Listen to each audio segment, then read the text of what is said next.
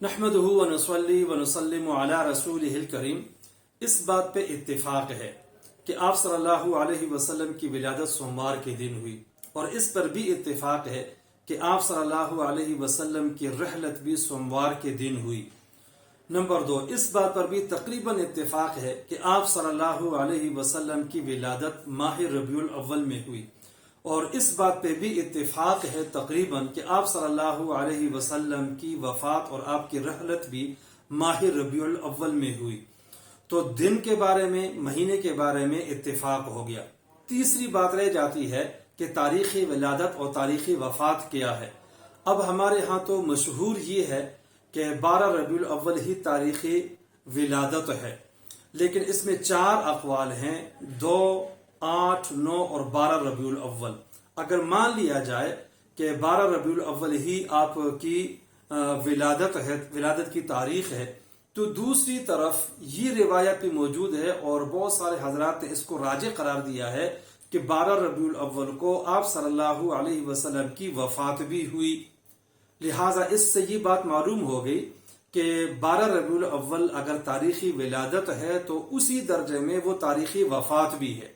اب 3 باتیں جمع ہو گئی، جس دن آپ کی ولادت ہوئی تو اسی دن وفات بھی ہوئی، جس مہینے میں ولادت ہوئی اسی میں وفات بھی ہے، جس تاریخ کو، جس درجے میں آپ کی وہ تاریخی ولادت بنتی ہے تو وہی اسی درجے میں وہ تاریخی وفات بھی ہے۔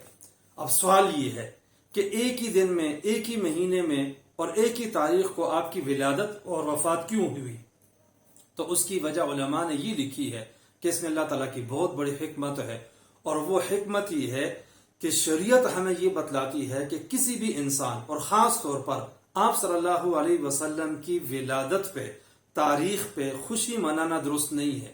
اسی طرح آپ کے انتقال کی تاریخ میں غم اور ماتم کرنا یہ بھی ٹھیک نہیں ہے، دونوں منع ہے۔ اس لیے کہ اگر ایک ہی دن میں، اسی مہینے میں، اسی تاریخ میں اگر خوشی منائیں گے تو ساتھ ساتھ رکاوٹ بھی آ گئی ہے کہ بھی اسی دن، اسی مہینے میں اور اسی تاریخ کو آپ صلی اللہ علیہ وسلم کا انتقال بھی تو ہوا ہے۔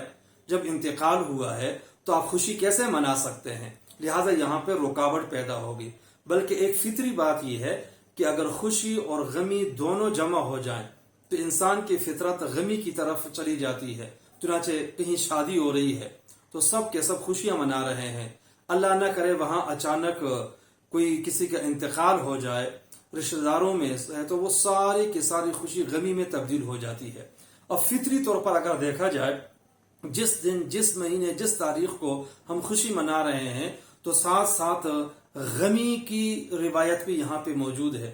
یہی دن غمی کا بھی ہے، یہ مہینہ اور تاریخ غمی کا بھی ہے، تو یہاں پہ اصولی طور پر غم پھر منانا چاہیے۔